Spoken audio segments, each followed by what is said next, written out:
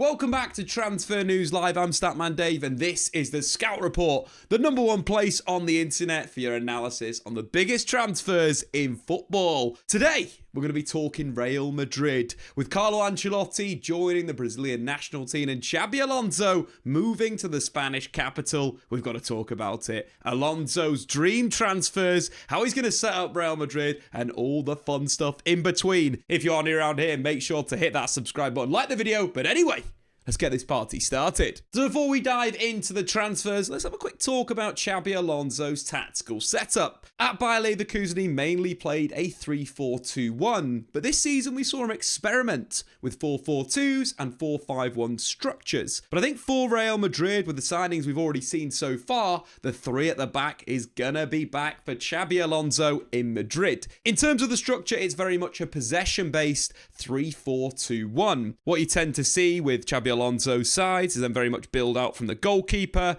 with him moving into kind of a centre-back position. The right-sided centre-back moving to a right-back position, kicking on the wing-back super high, with the left wing-back being kind of involved in the build-up and structure, playing in a little bit more of a support position. Arguably kind of creating a 4-2-4 structure from an attacking sense, with one of the number 10s moving high, one of them moving into that classic area. But away from that, in terms of the football that Alonso played at Leverkusen, it was fantastic. There was a lot of focus on building triangles around the ball. That, in sense, allows you to overload the opponents, and it allows you to kind of play through the lines really simply, and it's a key concept for Xabi Alonso. Yes, there's positional play in his tactics. A big part of that, of course, is the player that's holding the nominal width on each side, but it's very ball-focused, where in fact you could see the 9 moving to that zone, and also the far side attacking midfielder to truly overload the opponent from a possession perspective, but also when they lose the ball, counter-pressing, got a lot of bodies around the ball, that's a lot easier to do. In terms of chance creation for Xabi Alonso's Leverkusen, they had so many different methods, underlaps, whip crosses into the box, and were really good at kind of finding through balls in certain areas from kind of the number 10 position for the 9 in behind. Imagine that with, of course, Kylian Mbappe. But I do think he'll stick to this 3-4-2-1 structure at Real Madrid, so that is what we're going to build our analysis off. So let's start in goal. Xabi Alonso wants a ball-playing goalkeeper, but maybe not the standard that Pep Guardiola demands. He needs a keeper that's good with his feet, as we mentioned previously, that can move into the defence and become almost a third centre-back on the ball. In terms of the passing, yes, he does need a bit of range in terms of hitting the wing-backs, but it's mainly about keeping it short, receiving it again, basically drawing the opponents on, allowing Real Madrid to create an overload in another area of the pitch. Of course, in terms of goalkeepers, Courtois has been brilliant for Real Madrid and will continue between the sticks under Xabi Alonso, a keeper that is a very good shot stopper, and that is something that Alonso looks for. If we look at the post-shot expected goals numbers of Courtois since joining Real Madrid, every season it's been positive. That is incredible consistency, and Courtois has won Real Madrid titles before with his goalkeeping. Remember the Champions League final versus Liverpool? So of course Courtois starts in between the sticks. So let's move into that defence. I think the centre-back really picks itself, and that of course is Antonio Rudiger. He has been superb since joining Real Madrid. Dominant, aggressive, good on the ball. The ideal player to play this no-nonsense defender role for Alonso's shape. In terms of what that centre-back does, they're quite aggressive in terms of off the ball, moving into midfield to really deal with the opponents if they play long balls or if they play into feet. Expect that centre-back to go. Moving to the outside centre-back. So these guys are super important in building the play. Not only have they got to be comfortable kind of carrying into midfield and driving into that kind of central area, they've also got to be pretty decent and adept at overlapping the wing-back ahead. This is something key for Alonso. At times he plays fullbacks in these outside centre-back positions to add extra attacking elements to his side. But of course we've got to talk about Dean Huiijsen, signed from Bournemouth. What a season he had in the Premier League. Expect him to slot in at right-sided centre-back. One of the things with Huiijsen is he very much could play on the left-hand side of the defence as well. Played there for Bournemouth and covering Kerkez on a number of times. I really like how well he defends the wide areas.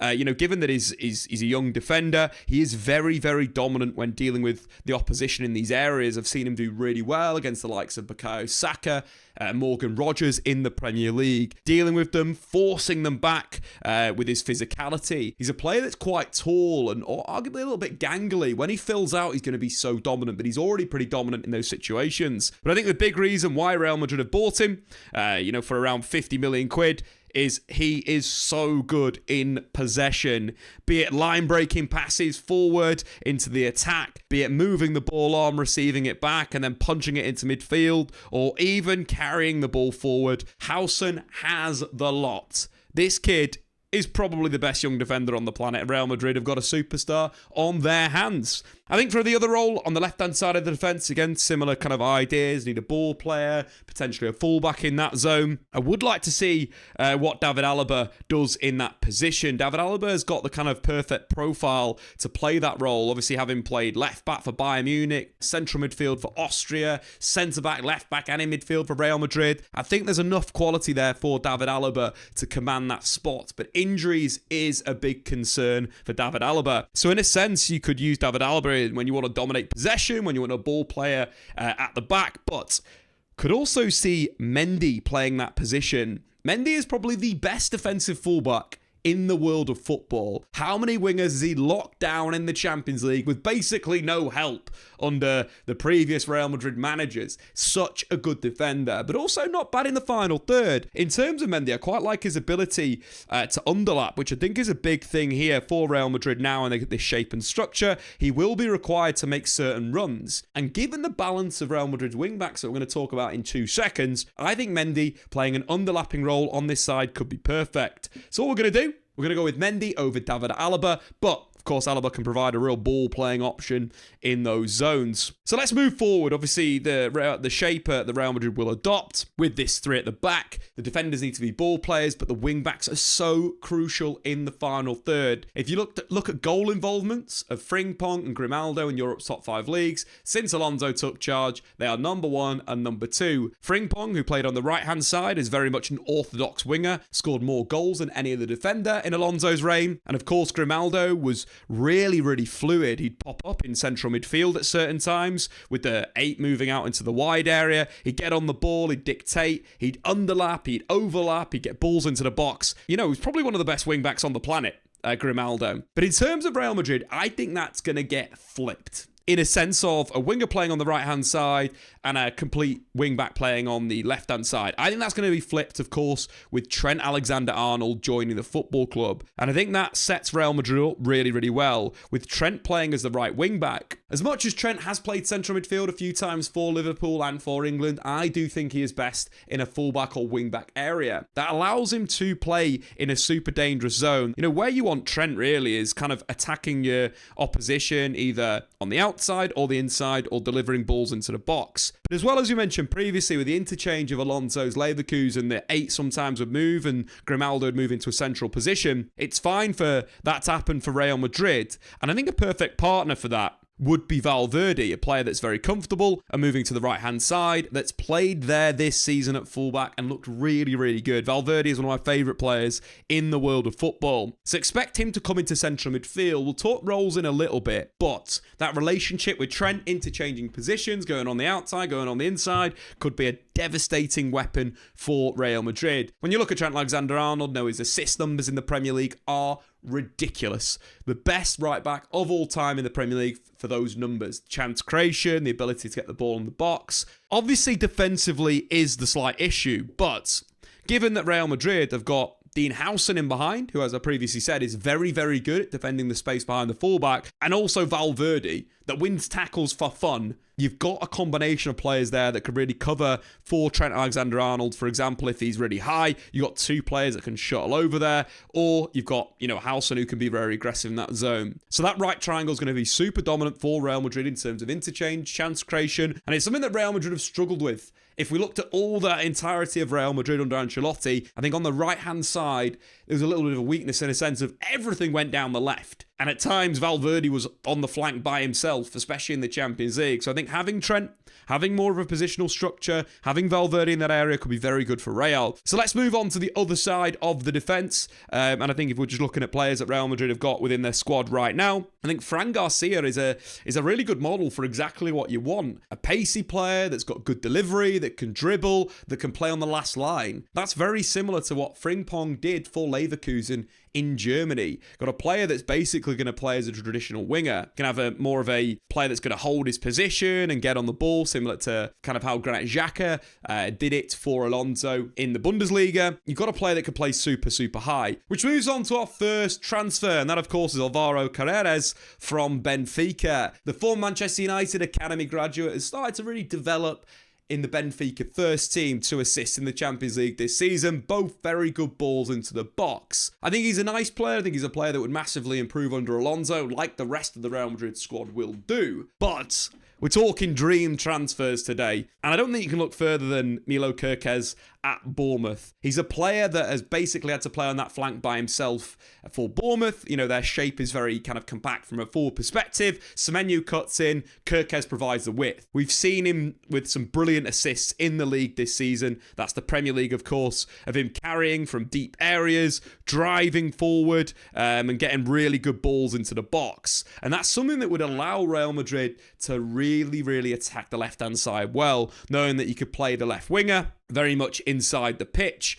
You've got good width, you've got good delivery, and you've got a young player that can press, that can be aggressive, that's exactly what Xabi Alonso requires from that wing-back position. So I think we're going to go for dream window this time. Kerkez will be the number one signing. Who would have thought Real Madrid buying two players from Bournemouth is a smart thing to do in 2025? They've already got Huiijsen, one of the best young centre-backs in the world of football. Why not sign one of the best left wing-backs in Kerkez? So, let's move to a key position. The number 6 position for Xabi Alonso's side. So important. Alonso at Bayer Leverkusen had Granit Xhaka. He converted Granit Xhaka from a box-to-box 8 under Mikel Arteta to one of the best 6s in the world of football. During his time under Alonso, Granit Xhaka played over 100 more passes into the final third and progressive passes than any other player in Europe. The 6 is the hub of the team. Of course, we've got it as the 8 at the moment, just how we had it set up before, but it's a really key position. What kind of happens with the attack, as we mentioned,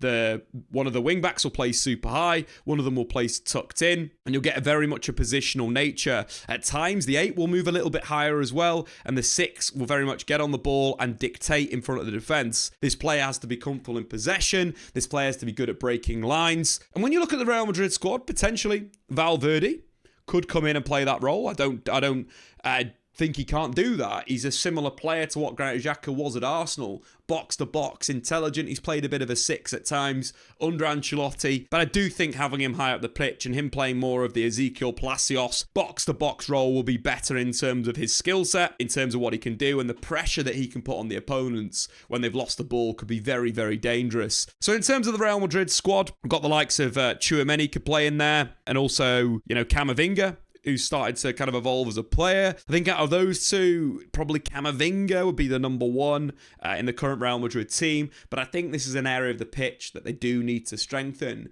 Players that I think they should be looking at. Reinders at AC Milan is a top quality central midfielder. Again, he plays a little bit higher as an 8 for AC Milan, but I do think he could drop back and become the 6. You're looking at Stiller at Stuttgart, again, a key pivot point for that team, deep line playmaker. You got the likes of Palacios that Xabi Alonso could bring from Bayer Leverkusen, but I do think that's more of an 8 role. So I think this 6 is definitely an area of the pitch where they need to move into the market. And I genuinely think one player that would be superb at Real Madrid is Enzo Fernandez. When you look at this guy's data from this season in the Premier League, he's had a massively underrated season. He ranks in the top 3% of players in Europe's top 5 leagues for shot creating actions from live passes and key passes. But also you look at some of his other numbers, the switches of play, the tackles in the final third, the shot creating actions following a defensive action. I think you've got a really good player that starred for Argentina. And I think the big thing with Enzo Fernandez, he almost needs a partner. When you look at Benfica, he had very much a holding midfielder next to him. But I think in this sense, in this system, him being the 6, him being the guy that's getting on the ball, There's very much controlling the tempo, there's moving the play around, is something that he could do really well. I think when you look at Enzo, his deficiencies are when the ball is kind of behind him, when teams are attacking him. That's an area that he could definitely improve. But given that this shape and structure is going to be about dominating the ball, it's going to be about winning the ball back as quick as possible. It's about collapsing as soon as possession is lost onto that ball area to win it back and start the attacks again. Why Leverkusen scored so many late goals the season they nearly won the treble and went undefeated in the Bundesliga was how dominant they were on the ball, starting from counter pressure. And when we look at the statistics, previously, the tackles in the final third for Enzo Fernandez in the top 6% of players in Europe's top 5 leagues, he is definitely someone that can press. I think the other thing with the back three as well, you've got a lot more defensive responsibility moving into that area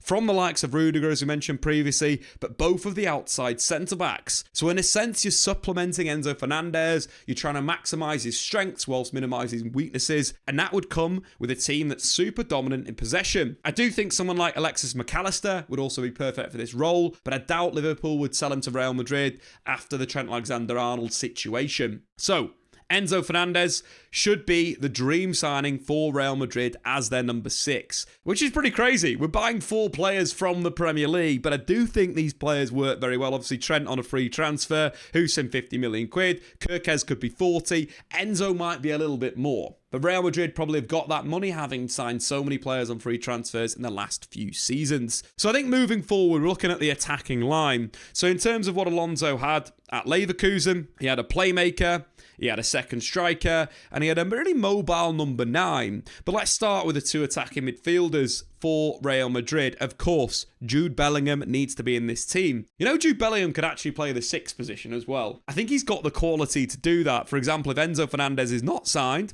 Jude Bellingham could become that player. His ability to carry and break lines, but also distribute the ball, is something that he can do. He can work on it. And I think as a passer, he's a little bit underrated. I think we just see more time of him playing deeper, he'll really improve. And it's quite interesting. Alonso spoke of him as being a midfielder. So, of course, could play that 6 role.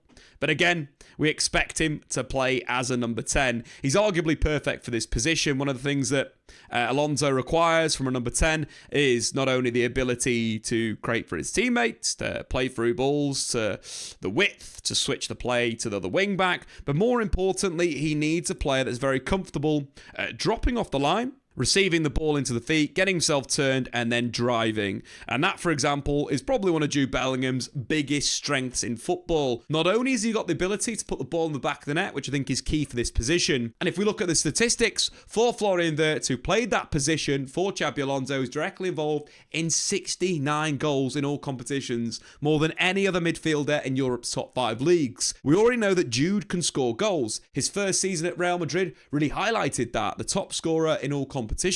But of course, with Kylian Mbappe moving to the club and him taking a more of a creative backward seat, I think this is a good kind of phase for Bellingham, allowing him to play that position. Again, we could see it flipped. Of course, for Leverkusen, it was kind of the playmaker on the right in defensive midfield. So in a sense, you could potentially put the playmaking role on the left-hand side of the pitch and play Jude Bellingham as a secondary striker, which could work quite well, which would mean you've got not only the box-to-box Valverde in behind him, you've got Bellingham making those attacking runs, Enzo Fernandez or the 6 dropping into playmake, and then also the left-sided 10 doing that as well. In terms of that left-sided number 10, I think this is quite simple. Vinny Jr., Mr. Champions League, the player that should have won more Ballon d'Ors already in his career, so dominant in Europe's top competition. And you look at what he could do on the ball, potentially it's an evolution. But I also do quite like the other way around, as we kind of previously had it, where it was more the right-sided 10 was a bit more of a playmaker and the left-sided 10 was operating more on the final third, more like an inside forward.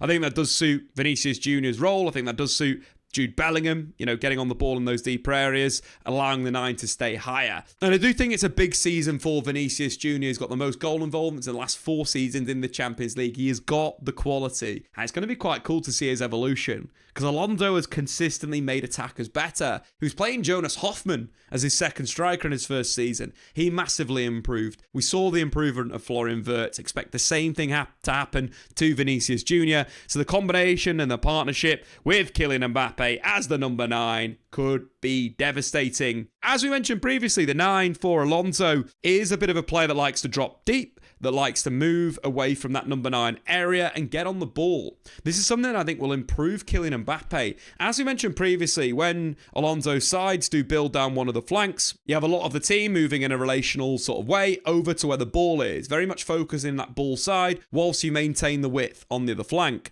which could see Kylian Mbappe being a player that kind of drifts from flank to flank. I think you're going to get a better Kylian Mbappe with that. I think you're going to get a player that's going to get more touches on the ball and thus be more dangerous. Can imagine this situation. You've basically got Vinicius Jr. is going to be holding the attacking depth. You're going to have Kerkez holding the width on that side, but you're going to have 5 players overloading that ball zone, which means if Mbappe can drop in and receive and then attack, then go on the dribble, as we know he can do, those mazy runs, the shots from distance, but also the link with Vinicius Jr., that could be absolutely frightening. And Mbappe's gone off the season of winning the European Golden Boot. He's had a very, very good season. Hat-trick in the Champions League. The guy has got massive quality. And I also think he's going to get better under Xabi Alonso. One of the big things with Mbappe, you're probably going to get more assists. And if we look at Boniface, who played the majority of minutes in the first season under Alonso, he got 8 assists in the league. Only Harry Kane managed more as a centre-forward in Europe. So expect more assist numbers and more goal numbers for Kylian Mbappe in this shape and structure. I think other players worth definitely mentioning. Rodrygo was a player that Alonso tried to sign for Bayer Leverkusen. Again, he's a player that could very much, come in and operate as the playmaker on the right-hand side. Again, left-footed, good at getting on the ball. He's a player that could kind of really improve and develop under Xabi Alonso. I think you've got the likes of Rodrygo that could also do a job from a wing-back position. We know how good he is from a work rate perspective, could operate wide, and then you've got such an attacking team. Jude Bellingham is the 6, Güler is the playmaker, Mbappe is the 9, Vinicius in there, Rodrygo's in there, Trent's in there. This is absolutely disgusting. If this team doesn't score 100 plus goals in La Liga, I am going to be very, very surprised. When you look at the ideas around it, Mbappe's chance creation numbers are very good, second in Europe for any centre forward. His team is going to be frightening. And with the dream signings of Enzo Fernandez in as the number 6, and obviously Kerkez in as that left wing back, that is a disgracefully good side. Could be fluid, could be a 4-4-2, could be a 4-3-3. Alonso, as much as he's played really well with this back 3 structure, isn't set on it. But anyway, guys, who do you think Real Madrid should sign? Should they buy 2 players from Bournemouth and 1 from Chelsea? Pretty crazy. I've been Statman Dave. Of course, if you are new to Transfer News Live, make sure to hit that subscribe button and we will see you next time.